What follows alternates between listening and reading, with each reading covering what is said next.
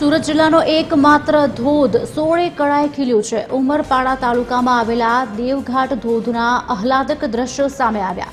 દેવઘાટ ધોધમાંથી પડતા પાણીથી નયનરમ્ય દ્રશ્યો સર્જાયા। જંગલ વિસ્તારમાં વરસતા વરસાદમાં ધોધ સક્રિય થયો। દેવઘાટ ધોધને જોવા મોટી સંખ્યામાં સહેલાણીઓ ઉમટી રહ્યા છે।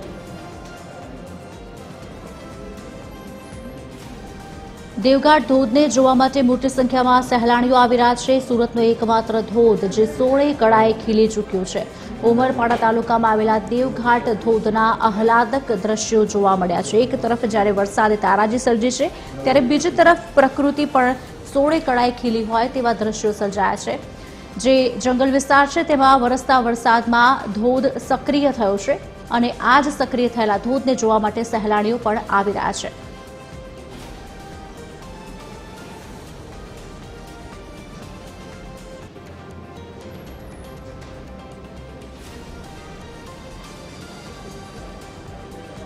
आज अंगे विगत आपशे अमारा संवाददाता दिवेश परमार अमारी साथे लाइव जोड़े चूक्या छे।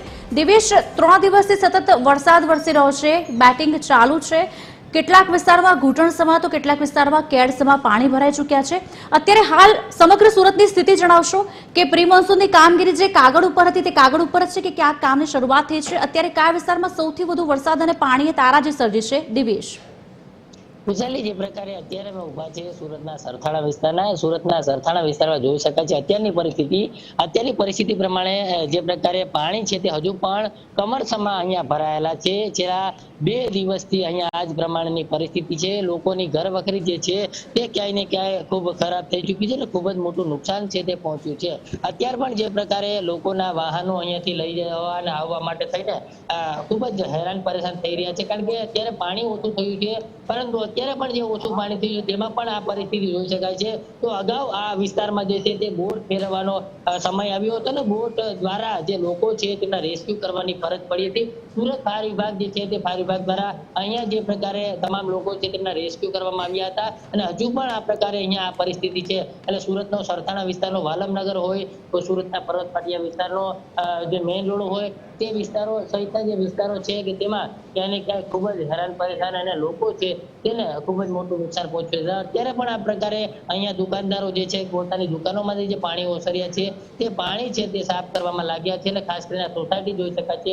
સોસાયટીમાં પણ ખૂબ જ જે પ્રકારે આ પાણી છે તે ભરાયા હતા અને તેના કારણે લોકો હાલ હેરાન પરેશાન થઈ ચૂક્યા હતા। એટલે આખી જો સુરત શહેરની સ્થિતિની વાત કરીએ તો સુરત શહેરમાં અલગ અલગ વિસ્તારો છે તે અલગ અલગ વિસ્તારોમાં પાણી ભરાઈ ગયા હતા અને પાણી ભરાવાના કારણે લોકો છે તેમને મોટે પાયે નુકસાન છે તે પહોંચ્યું હતું। સ્થાનિકો ઉપસ્થિત તેમની સાથે વાત કરીશું। આપ જણાવો, ખાસ કરીને સોસાયટીની અંદર પાણી ભરાયા હતા, કે પ્રકારનું નુકસાન જોવા મળી રહ્યું છે? અમુક ઘણી સોસાયટીમાં પાણી ભરાઈ ગયા છે અને ઘણી ઘઉં છે, અનાજ છે એ પણ બગડી ગયું છે અને ગાડલા ગોડલા પણ અમુક માણસો હેરાન થઈ ગયા છે અને પાણી હવે તો લેવલ થઈ ગયું છે અને પાણી ઘણું પણ ઓછું થવા લાગ્યું છે। અત્યારે કઈ રીતની પરિસ્થિતિ છે? ખાસ અત્યારે તો લોકો તો અમુક તો શું છે કોમ્યુનિટી હોલમાં વહી ગયા છે અને કોઈ પણ એના સગા સંબંધીના ઘરે પણ જતા રહ્યા છે। શું કહેશો, આ રીતની પરિસ્થિતિનું નિર્માણ થયું છે? સુરત મહાનગરપાલિકા દ્વારા કાર્યવાહી કરવામાં આવી હતી આગળ સમયમાં અમુક વાતો કરતા હતા, પણ હજી સુધીમાં હવે આનો નિકાલ લાવશું એવું કે છે ખરા। ચોક્કસથી જે પ્રકારે લોકો છે તે લોકો પણ કહી રહ્યા છે કે સુરત મહાનગરપાલિકા કહી રહી છે કે નિકાલ આવશે, પણ હજુ સુધી નિકાલ આવ્યો નથી। અત્યારની પરિસ્થિતિ જોઈ શકાય છે, છેલ્લા 2 દિવસ થયા છે પરંતુ હજુ સુધી પાણી ઉતરવાનું નામ નથી લઈ રહ્યું। તે સ્પષ્ટપણે કહી શકાય કે સુરત મહાનગરપાલિકા જે છે તે આ કામગીરી કરવામાં ક્યાંય ને ક્યાંય નિષ્ફળ ગઈ હોય તેવું સ્પષ્ટ સામે આવેલું છે। દિવેશ, સુરત મહાનગરપાલિકાનો અણઘડ વહીવટ ચોક્કસથી કહી શકાય અને એક તરફ કહી શકાય કે સાથે જ બેદરકારી પણ છે, કારણ કે આટલી હદ સુધી પાણી ભરાઈ ચૂક્યા છે, લોકો હેરાન થઈ રહ્યા છે। સાથે જ તે લોકો તરફથી કોઈ પ્રતિક્રિયા સામે આવી છે કે કેમ? કારણ કે પ્રી મોન્સૂનની વાત આવે ત્યારે તે લોકો તમામ વખતે એ જ કહેતા હોય છે કે પ્રી મોન્સૂનની કામગીરી શરૂઆત થઈ ચૂકી છે, જે કાગળિયા ઉપર બતાવવામાં આવ્યું છે, પણ હવે શું આગળ? તંત્ર તરફથી કોઈ પગલાં લેવાશે કે કેમ? બિલકુલ દર વખતે જે પ્રકારે પાણી આવતું હોય છે ત્યારે તંત્ર દ્વારા કહેવામાં આવે છે કે આગામી સમયમાં આ પ્રકારની કોઈ પરિસ્થિતિ નહીં થાય. સુરતના મેયર પણ આવું જ બોલેલા અગાઉ કે સુરતમાં પાણી નહીં આવે, પરંતુ આ બોલેલા મેયર જ અત્યારે આ વિસ્તારમાં મુલાકાત કરીને ગયા છે. તેમણે પણ આ વિસ્તારમાં મુલાકાત કરી હતી ત્યારે તેમને પણ લોકોએ ઘેર્યા હતા અને પૂછ્યું હતું કે તમે કહેતા હતા કે પાણી નહીં આવે, પરંતુ કઈ રીતે આવ્યું? ત્યારે મેયરે કહ્યું હતું કે એક જ દિવસમાં આટલો વરસાદ થઈ ગયો. એટલે સુરત મહાનગરપાલિકા પાસે આ કોઈ પણ પ્રકારનું પ્રી પ્લાનિંગ નથી કે આ પાણી કઈ રીતે આમાંથી નિકાલ કરવો. કારણ કે વરસાદ છે અને કુદરતી વરસાદ છે, એ તો પૂછીને આવવાનો નથી એક દિવસમાં કેટલો પડશે.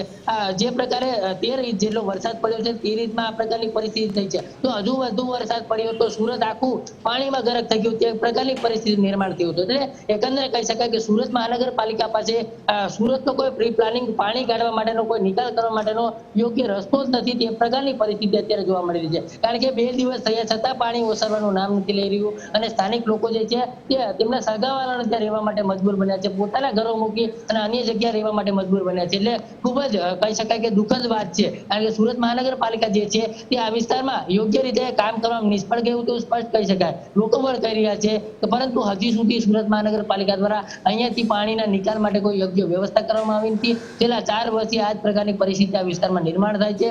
ખાડીના પાણી આવે છે અને ખાડીના પાણી આ સોસાયટીની અંદર ઘૂસી જાય છે, જેથી 3-4 દિવસ લોકોને પોતાના ઘર છોડીને બહાર રહેવા જવું પડે છે.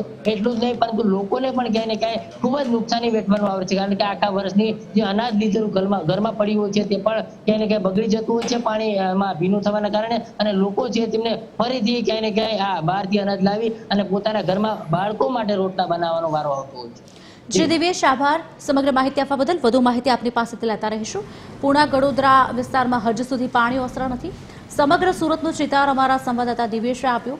ટીવી સ્ક્રીન પર આપે જોયું કે કેવી રીતે પાણી ભરાઈ ચૂક્યા છે. સુરત મહાનગરપાલિકાનું અણઘડ તંત્ર અને બેદરકારી ચોક્કસપણે સુરતમાં જોઈ શકાય છે. કારણ કે આટલા જ વરસાદમાં જો તરાજી સર્જાતી હોય તો આગળ હજી વધુ વરસાદ પડશે તો કેવા પ્રકારની સ્થિતિ સુરતવાસીઓએ ભોગવવી પડશે. કારણ કે કેડ સમા અને ઘૂંટણ સમા પાણી ભરાઈ ચૂક્યા છે.